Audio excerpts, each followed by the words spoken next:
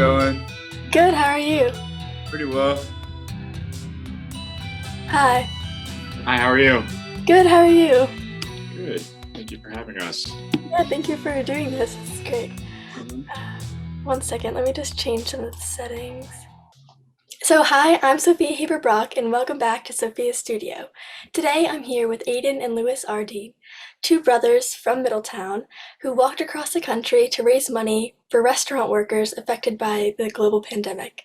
So, you guys are from Middletown, right? So, what part of Middletown were you from?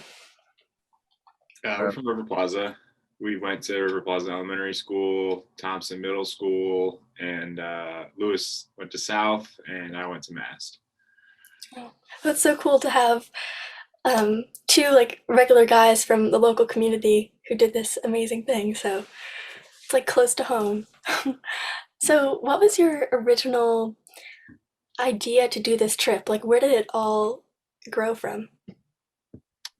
Truthfully, we both worked in the restaurant industry before and during the pandemic, and we moved home to save money. So we were Lewis was back in Middletown, I was in Red Bank.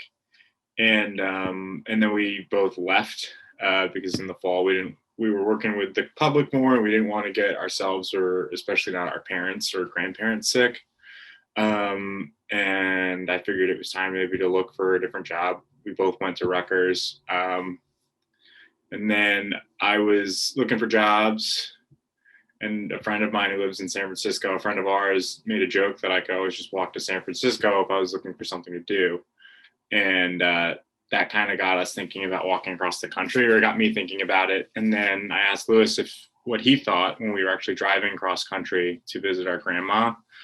And we were talking about it with our dad, and we sort of like gamed out like could we do it? What would we have to do? What would we need? How long would it take? Have people done it? We should make it a fundraiser. Who do we want to fundraise for? And so by the time we came back from our trip to Vegas in early December, I think Lewis and I had we were like pretty sure we were going to go for it. Oh, that's a very unique idea to walk across the country. So that was just that's so cool that you just thought, oh, we're gonna walk across the country. I feel like not many people do that. No, not too many. More than you think, though. More than you think. Really? Do you know like the numbers, like how many people have, or? Do you have a formal count, Lou? Oh, I mean, thousands of people have walked across the country, right? Because that's how people got to California at one point in time. Yeah. But then I don't know. I think like it's a lot of like vagabonds and hobos in like the 20th century who went back and forth across the country, and then like we've met people who've done it either on foot or on bicycle while we were on the road and like before we left. Wow. So there's a whole community who like walked across the country. Mm-hmm. Wow. That's so interesting.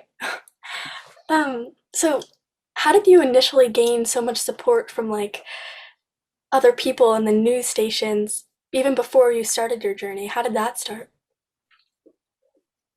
uh, well, Aiden and I both worked in Asbury, and we do have a lot of friends in the restaurant community there to begin with. So we were drumming up support from them, and asking them politely to like share our story on their social media as we were beginning. And Aiden was going and meeting with a few business owners and kind of just talking to them about their experience in the pandemic, and kind of what they were looking forward to now, or as we're moving away from the pandemic, hopefully. And then we also have a friend, Vinny Martini, who's a good friend from college that we met. And Vinny works with like as an unofficial publicist capacity. So he was doing a lot of legwork to reach out to news organizations, and got us that spot on CBS New York, which was a big boost for us. And then as we started walking, and our social media grew by meeting with businesses, meeting with other people, and just like sharing, asking them to share. We would just get reached out to by more news programs and things like that. And yeah, we just kind of just worked really hard to get our story out there and see if anybody would pick it up. And what was that like for you, getting so much attraction from those things? Had you ever like done anything like that before on the news? No. I don't think so. I mean, I wrote a play, and it was a similar concept. Like we wrote a play, and we wanted to raise money for a nonprofit. So we're definitely used to like the networking component of it, but like I don't think I've ever really been on the news before. Maybe like in high school doing something, but like never just like a camera in our face, like interviewing us like repeatedly throughout the course of the last 6 months. And still, we're doing things like this. It's weird. I mean, it's not, it's nice, but it's weird. It's kind of funny. Like Lewis and I were very conscious of the fact that like we're doing this to raise awareness and money for restaurant workers. So we've been very careful to try to like not make the whole project like the Lewis and Aiden vanity project. Like, well, hey, look at us. But we have to go on the news because we're the reason like people want to donate because they trust us and they like our story. So it's been an interesting experience trying to like balance those things. Mhm. So, can you talk about how you documented your experience? And I saw a lot of your pictures and like the vlog style videos you took. So, can you talk about that? Uh, yeah, I mean, it was pretty, I guess like patchwork. I would just record certain things throughout the day. Definitely missed a lot of good things that I wish I recorded, but while you're walking, paying attention to the side of the road and things like that, like you can't record everything. I just used I bought an iPhone 12 mini, and this has 4K camera on it. That's what I used to record. And I used an app called Splice. So I would just take video throughout a day, depending on where we were going, if it was like a big city we were hitting, or if it was like we were just in the middle of nowhere, because it was important to capture those things. And you just edit it and try and make it look good, even though it's just there's really no narrative structure to it. It's just walking. So I just relied on Aiden to kind of be a bit of a character and a little larger than life to make it more interesting. And then, it's just like landscapes and animals and cars and weather. It's not very exciting walking across the country. But it was definitely fun to make those and have that for other people to see. Like regardless of what we were experiencing, if it was like this mind-blowing adventure or just pretty mundane walking, which was generally more in the realm of that, I thought it was very important to share that with our followers because they seem to enjoy it, even though they're really long. Yeah, I watched some of the videos. They were pretty entertaining. You made walking pretty entertaining, which is impressive. Thanks. So, you were the cameraman throughout the whole thing, or did you guys like kind of take turns, or? I mean, Aiden did take video, but for the actual videos and the content that we produced, it was everything that I took. And then with pictures aside, like picture posts are generally easier to post and make and share, and they also receive more likes because it's way less attention span required. So that we both kind of like, I would take a few good pictures throughout a day, Aiden would, and then we would just like airdrop them to each other, and he would write a post and choose the best ones. But yeah, I did most of the video and the editing.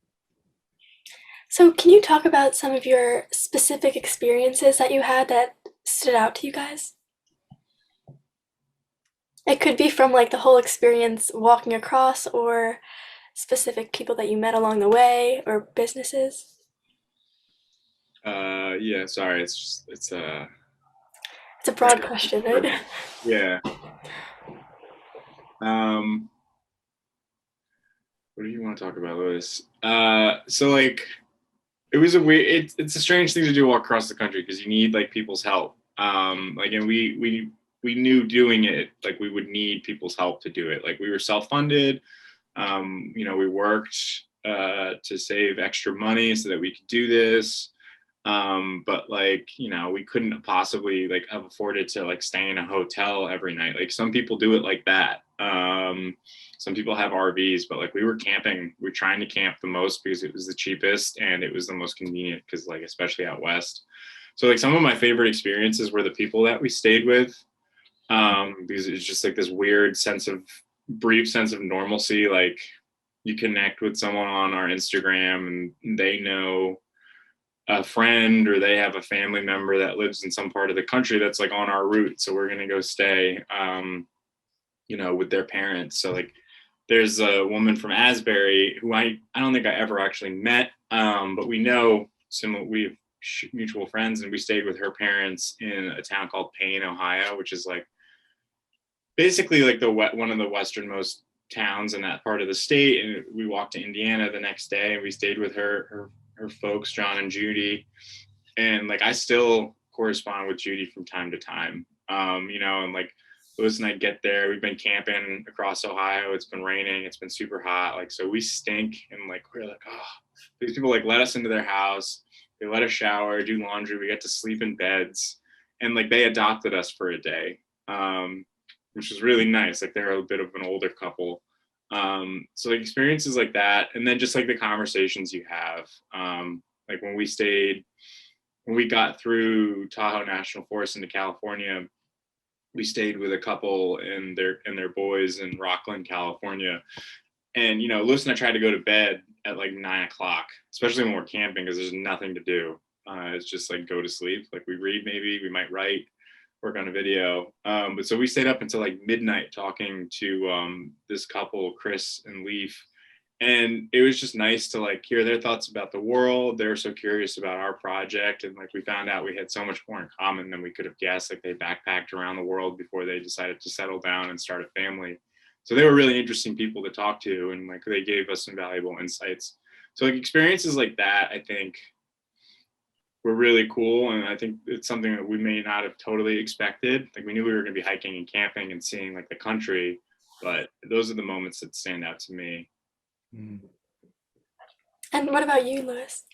Definitely with what Aiden said, like the people and hearing their experiences, and just the general like changes, like the subtleties throughout the country, like as far as landscape to like taking in the scenery, and you're walking, it's such a slow thing, and it's like, and then you just notice it shift, and you're like, oh wow, we're kind of in a different type of environment. Like we were getting into the western Great Plains across Nebraska.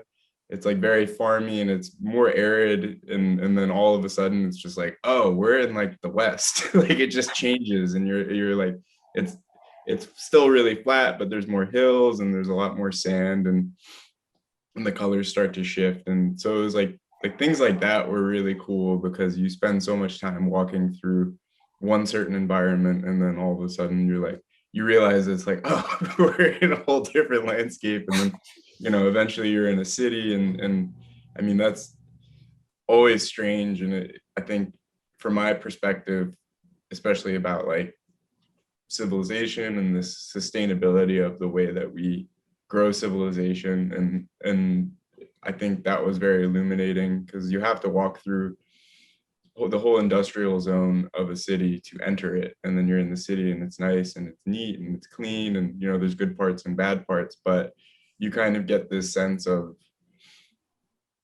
all the different parts that kind of come together and make up this whole, like good and bad, that we live with. And it's definitely illuminating to see, and like across a whole country. It's like, oh wow, we need to make some things.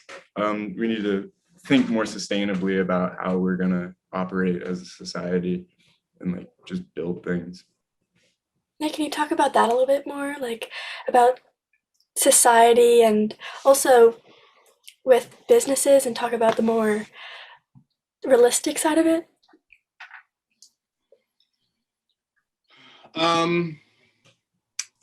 I guess so. A lot of businesses were closed, especially in like the Eastern and Central time zones, because it's just more populated. So there's more businesses, but like there's a lot of, I guess you could say we were walking along like the Rust Belt, like below the Great Lakes. So especially in Pennsylvania, Ohio, and Indiana, like tons of main streets that are like super, like a movie, like wide open. You could imagine them like 60 years ago, what they must have looked like. But a lot of businesses, particularly restaurants, were closed. So it was hard. We didn't actually get to talk to anybody who had lost their business, because where were they? But it kind of just like reminded me, one, just how bad this pandemic's been, but two, just like how tough it is to own a small business, period. Like people were so paycheck to paycheck and living in the margins just as business owners, even if it's not just a restaurant, but like any small business. That's something like a pandemic that like could disrupt your income stream for even 3 months or 6 months. Like that could be it. That'll push you. You could never recover from that. And that's just not businesses, that's individuals too. And that's why we were raising money for restaurant workers, because we know what it's like when you have a certain amount of money coming in every month and you have a certain like level of bills, and if that math doesn't add up for 3 months, you're like pretty deep in a hole, and it can be hard to get out of that without some help. So that was like kind of disappointing, especially too as you see like more corporate businesses kind of coming in and replacing like the small mom and pop shops that like actually give a community like its soul. And it's just like, convenience stores that are now selling like full meals, almost like simulating a restaurant experience, but like no disrespect to Wawa, but I'm not going there to get dinner. I'm going there to get like some snacks and like a sandwich maybe. So that's kind of disappointing, because then it's like everybody's just going and doing the same thing, and it just kind of takes the like, I don't know, like the spirit out of a place if everything's just like exactly the same, standardized. This is how you make the food. This is our service experience expectation, et cetera, et cetera. Everything just kind of becomes like ubiquitous, and I don't know. Right. And then on top of that, the profit that's made doesn't stay in communities. It goes to a corporate hierarchy. It's like for sustainability, you have to keep the money in the community, and it's like you see all these small businesses closing, but now everybody might work at Walmart, and it's like everybody goes there, but there was a hardware store down the street, you could see that. And it's just kind of sad. But I don't know what necessarily is the fix for that or whatnot, but it's just part of our experience that we're made aware of more broadly. And on the other side of that, can you talk about some of the like more positive experiences that you had, like seeing the small businesses that made it through the pandemic and they're kind of pushed through it? Right. I'll speak to that. Like on the other side, it's kind of the exact opposite experience, which is like funny. Like we would talk to business owners and people who worked at restaurants, and they would all kind of say the similar thing. Like of the ones who did survive that we were able to meet with, obviously we had a lot more interactions with businesses that are still there, but the sense of community who like showed up during the pandemic to like support their favorite coffee shop or diner or something like that. Like the people just kind of were tipping extra and buying more food and doing takeout more regularly because they wanted to keep that business afloat. And that was pretty similar to our actual experience where we were working before we left. So I thought that was really cool, and it's definitely very meaningful, and it's not all doom and gloom when you're like, oh, corporations are taking over the country. It's like, no, there is still a huge, strong sense of community, and people respect and cherish their favorite restaurants, and people who work in restaurants are incredibly resilient and super creative. I mean, you operate with such thin margins to begin with, right? So you're used to coming up with ways to make your food better, make your, just make more money and have a better experience. So it's like, I think we were really lucky in a lot of the places that we came across. Like, it was like very much like super cool to meet with a lot of the people that we did, hear their stories. And same with you, Aiden. Can you? Mm-hmm. Yeah, just like a lot of people explaining how they may have had to pare down the staff, but also like a lot of businesses involving their staff in decisions regarding like closing or indoor outdoor dining, like what is everybody comfortable, like there's definitely like a democratization of like we're not just the owners, like we care about what our employees think, so like we're all kind of in this together right now because these are unprecedented times. And so we saw a lot of that, and I think that's super important with the restaurant industry because you do get there are issues between management and staff. There's a ton of turnover in restaurants, like just, regular bartenders, servers, food runners, busboys, dishwashers, like prep cooks, like that first tier of, the employee base doesn't have a ton of say in how things get done. And, they don't always have a great relationship with management and ownership. So to kind of see like certain businesses where ownership was willing to actually show up every day and make sure things were okay, like I definitely respect that. And like people who saw the value of like paying their staff more, even before the pandemic, where a lot of the businesses we met with that were doing fine during the pandemic because everybody was okay and they had money saved up because they were being paid like not just a living wage, but like a fair, respectable wage. And so obviously they're going to be more willing to like show up and try harder to keep the business that they've been working at for a few years afloat because like they have a stake in it. They're treated with respect by owners and management, and they want to make sure everything runs smoothly so they can keep working there. So it's just some food for thought, like especially getting back into the food industry myself, like what kind of places I want to work at, what kind of place I might one day want to own myself. Just like good business practices that like key in on sustainability, and it's not just like make as much money as humanly possible at the expense of human life,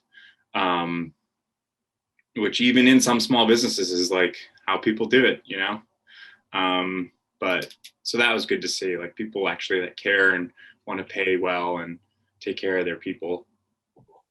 And can you share any specific places that you went that specifically stood out? There was one place in Omaha.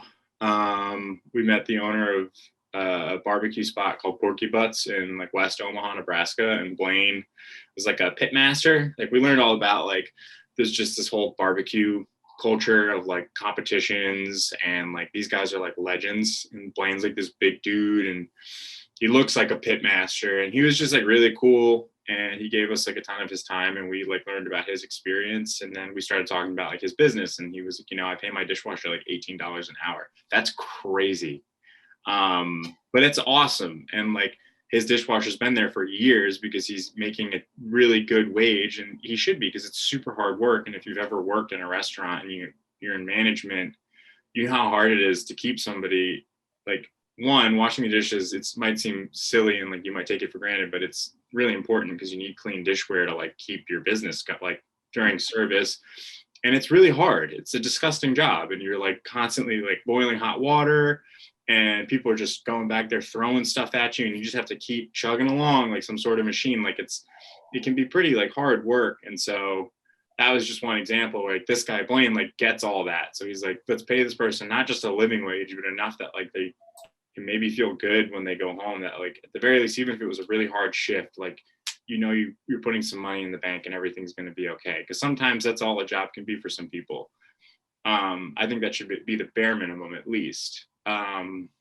So, and then like he's like looking around, he's like, my family works here, my friends work here, everybody's worked here for years. Like I have like 80% of my staff from when I opened 7 years ago, and sure enough, during the pandemic, they were fine because everybody that worked there was paid well. They cared about the place. They respected the people who owned the business because those people respected them in turn.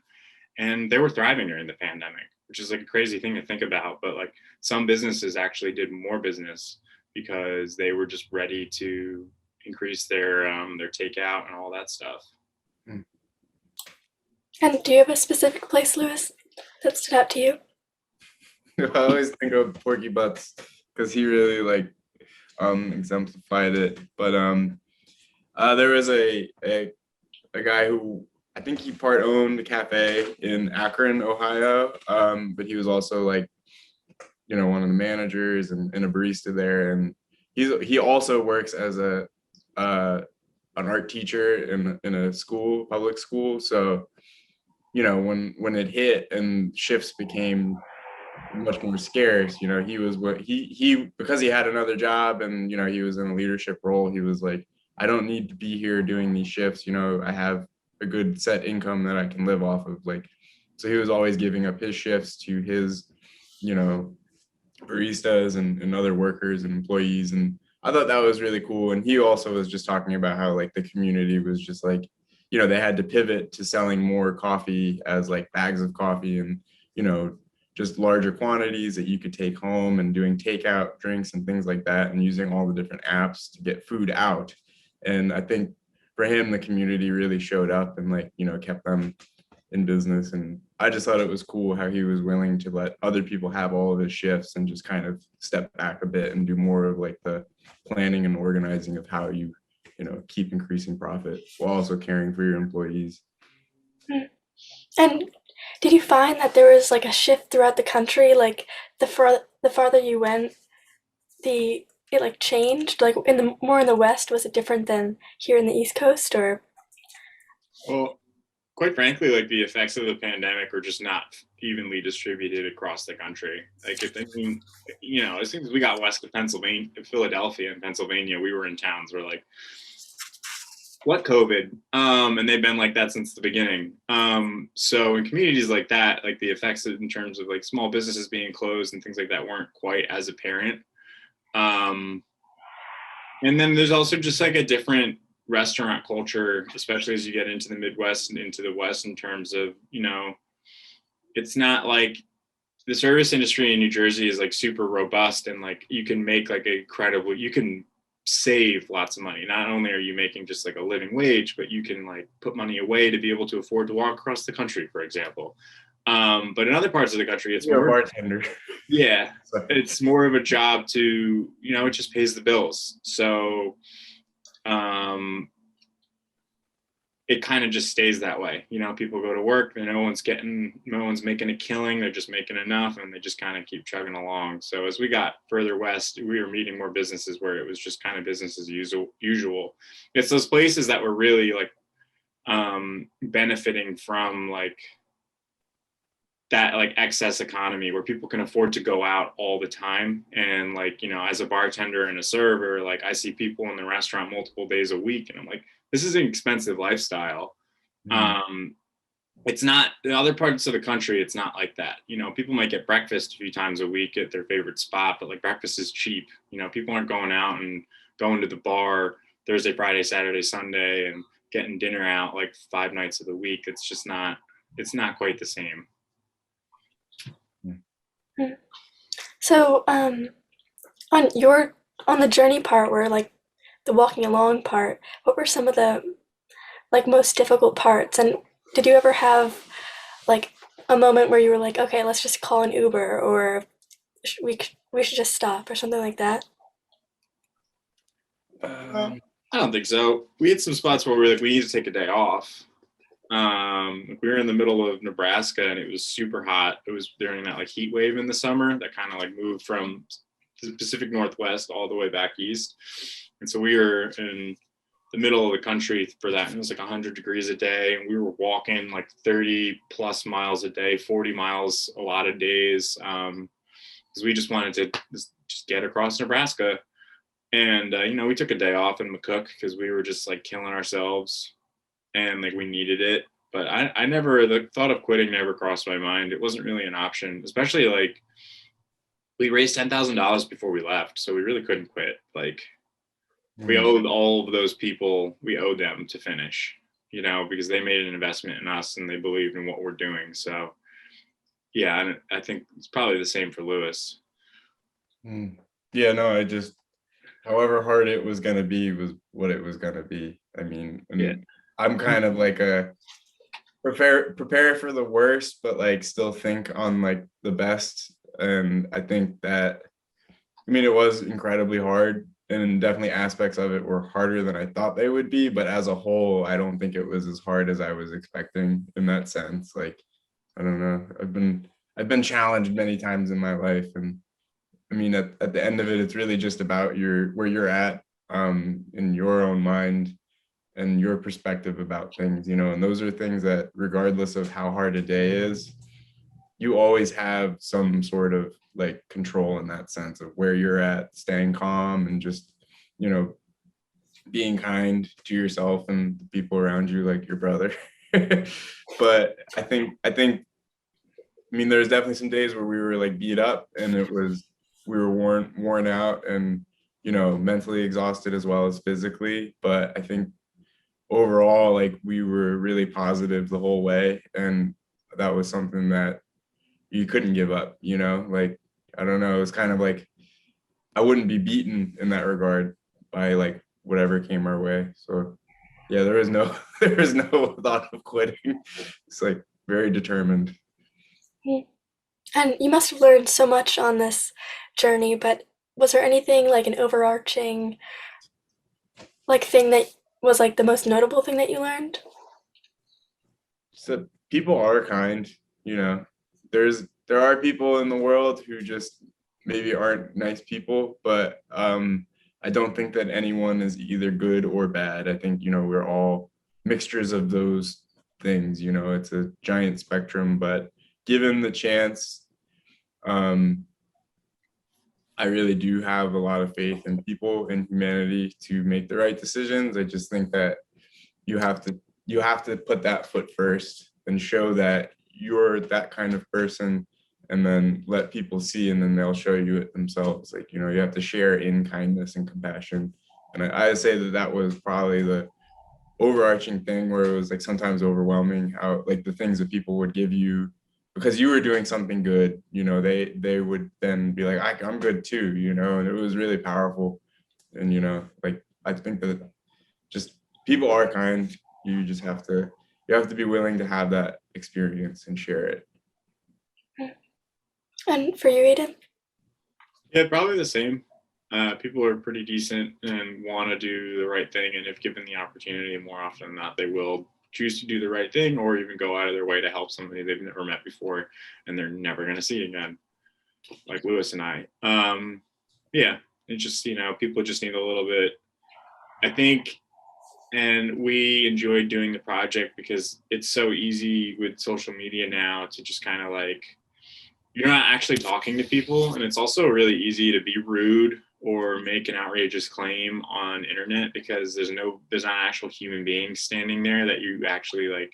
It's really hard to be empathetic through a phone screen, and so we were trying to like tap in on that and kind of share our experience and like make it really positive, and so people could like get a sense that like, everybody across the country is kind of, we might have different views politically or philosophically or whatever, but like we're all just like regular people that like at the end of the day want to be safe and loved and provided for. But it can be difficult to do that when you're really only interacting with the community at large through a phone screen, where you're seeing sometimes the best of people, but more often than not the worst in them. And I don't know why that is. I think maybe it's easier. People are frustrated right now. But yeah, by and large, like when it actually comes down to it, like people are pretty decent. So yeah, thank you for doing this interview, and it was great to hear your guys' experience and your perspectives on everything. And I think it would be really great for people my age and like students to hear it too, because it's very inspiring, especially because you guys are so local and yeah, it's like close to home, like I said before. I just wonder, so I know you said that you want to keep that balance between like focusing on the more important part of the project, and also it's not like your show, but like what were some of the like the news stations and the people that noticed you, just out of curiosity, like what kind of shows were you on, and like what were those experiences like for you, more on the personal side? We've done a lot of local TV, so like Fox, CBS, NBC has like a local affiliate in all the small to medium to big markets across the country. So like those were fine. And like, I kind of enjoyed those the most because like there were journalists, reporters would come out and we'd meet this cameraman and like actually usually have a conversation with them. But then we were on with Anderson Cooper on his like web series called Full Circle, which was pretty cool. I think we're going to be on Now This, which is, an internet publication, but then we were in People Magazine. And I'm sure there's more, but it's just been interesting because it's an opportunity for us to try to increase our exposure so that we can raise more money. and get people talking about the things that we think are important. So it's just like, it's just kind of funny. I kind of think it's all really funny, like not to like make it seem like we're ungrateful or anything like that, but I'm just like, I can't believe we just had a conversation with Anderson Cooper. Like Anderson Cooper is like a legitimately famous person and like very important figure in like the American media landscape, and like he had Lewis and I on. Like the show before us was Captain Kirk from Star Trek, William Shatner. You know what I mean? It's just like hilarious to me. So we just like, I think that helps Lewis and I, because we do kind of think it's funny that we never take it like too seriously, unless we don't take ourselves too seriously, because it's not about us. We're just very lucky that we were able to do this, and we had people supporting us in our decisions and helping us along the way. So yeah. And do you have anything to add, Lewis?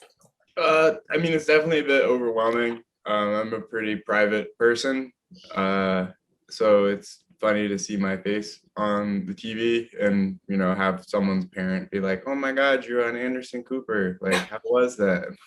I don't know. I won't watch it. But it like there is definitely a lot to our story, and people are interested, and I think it's important to share, because I want to lead by example, and I don't necessarily think it is about us, but part of the reason why people are interested is because of us and that we did this. So it's funny, there's often that like disassociating of like my act and who I am.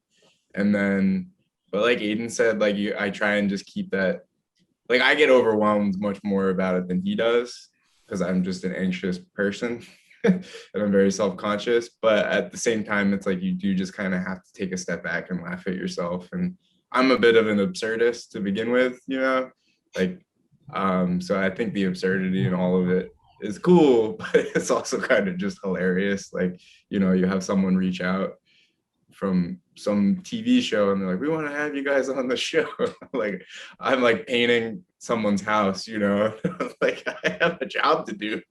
Like I have work, like, so it's just funny, but it's definitely, part of the experience. But it can be tiring. I do appreciate doing this though. I think it's much more important to me to do things that are local and community based. And it's like, you're a student, like you should have all the opportunities in the world to do what you have to do to be the person that you want to be and have the life that you want to have. And you're doing a good thing, so you should keep moving on that. So it's like, we'll obviously help you out, and share our story with you, because that to me is where it truly matters. Like that's really important, and when it's something in People magazine, they're very much just trying to sell magazines, so you become branded by that and a part of that product, where this is actually more in a sense what I would like to be doing with our project. So I appreciate the experience, and I look forward to you sharing it with us, and then we'll post that on our Instagram when it's done too as well. So, okay. Yeah. Thank you so much. This is great. No problem. Thank you. Yeah, thank you. Bye. Bye. Nice to do.